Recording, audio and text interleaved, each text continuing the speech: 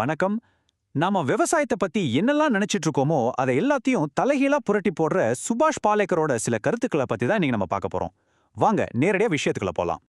பாருங்க, பாலேக்கர் ஆரம்பிக்கிறதே இப்படி ஒரு அதிர்ச்சியான ஸ்டேட்மெண்ட்ல இருந்துதான்.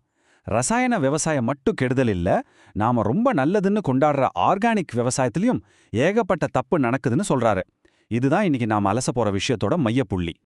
பாலேக்கரை பொறுத்த வரைக்கும் இன்னைக்கு இருக்கிற கெமிக்கல் ஃபார்மிங் ஆகட்டும், ஆர்கானிக் ஃபார்மிங் ஆகட்டும், ரெண்டுமே விவசாயிகளை ஒரு கடன் பொறிக்குள்ள தள்ளுது. அது எப்படின்னு கொஞ்சம் விரிவா பார்ப்போம். இங்க பாருங்க, ஆர்கானிக் விவசாயம் விவசாயிகளோட பணச்சுமையை குறைக்கிறதுக்கு பதிலா இன்னும் அதிகமாக்குதுன்னு பாலேக்கர் சொல்றாரு. ஒரு மூட்டை யூரியா 280 ரூபானா ஆர்கானிக் உரம்னு வர்றது 600 ரூபாய்க்கு மேல போகுது. அதே மாதிரி உயிர் பூச்சிக்கொல்லின்னு விக்கிறதோட விலை ரசாயன பூச்சிக்கொல்லியை விட பல மடங்கு அதிகம்.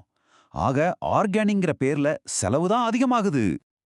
இப்போ பாலேக்கர் இன்னொரு முக்கியமான ஆபத்தை பத்தி பேசுறாரு.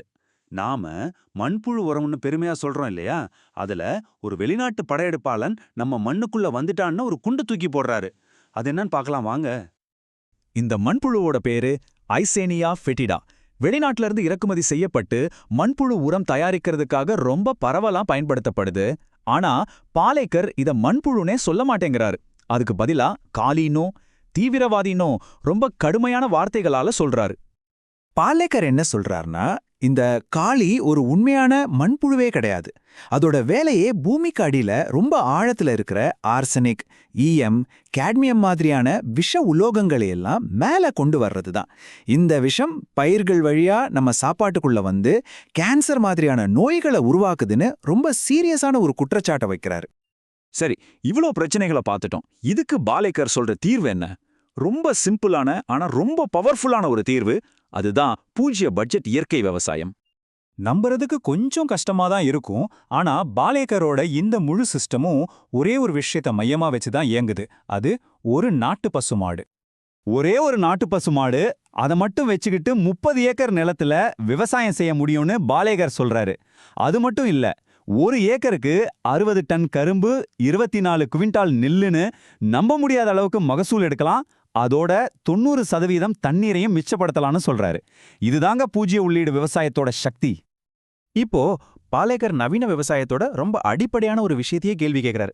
அதாவது, இந்த சாயில் டெஸ்டிங், மண் பரிசோதனைங்கிறது நிஜமாவே நமக்கு தேவையா? மண் பரிசோதனையை எதுக்குறதுக்கு பாலேக்கர் சொல்ற இந்த உருவகம் ரொம்ப ஆழமானது, மறக்கவே முடியாதது. பூமி தாயை டெஸ்ட் பண்றது பெத்த தாயோட கற்ப சந்தேகப்படுறதுக்கு சமம்னு ரொம்ப உணர்ச்சி பூர்வமா சொல்றாரு. சரி, வெளியிலிருந்து எந்த உரமும் போட தேவையில்லைன்னு சொல்றாரே, அது எப்படி சாத்தியம்? இயற்கை தனக்கு தேவையான சத்துக்களை தானே எப்படி உருவாக்கிக்குதுங்கிற அறிவியலை இப்போ கொஞ்சம் விளக்கமா பார்க்கலாம். முன்னாடி ஒரு வெளிநாட்டு வில்லனை பத்தி பார்த்தோம் இல்லையா? இப்போ இந்த கதையோட உண்மையான ஹீரோவை பாலேக்கர் அறிமுகப்படுத்துறாரு. அது வேற யாரும் இல்ல, நம்ம மண்ணோட சொந்தக்காரனான நாட்டு மண்புழு தான்.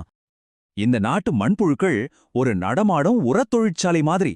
அதோட கழிவுகள்ல சாதாரண மண்ணை விட தழைச்சத்து 7 மடங்கும், மணிச்சத்து 9 மடங்கும், சாம்பல் சத்து 11 மடங்கும் அதிகமா இருக்கு. யோசிச்சு பாருங்க. இப்படி இருக்கும்போது நமக்கு எதுக்கு செயற்கை உரங்கள்? இப்போதான் விஷயத்தோட முக்கியமான கட்டத்துக்கு வர்றோம்.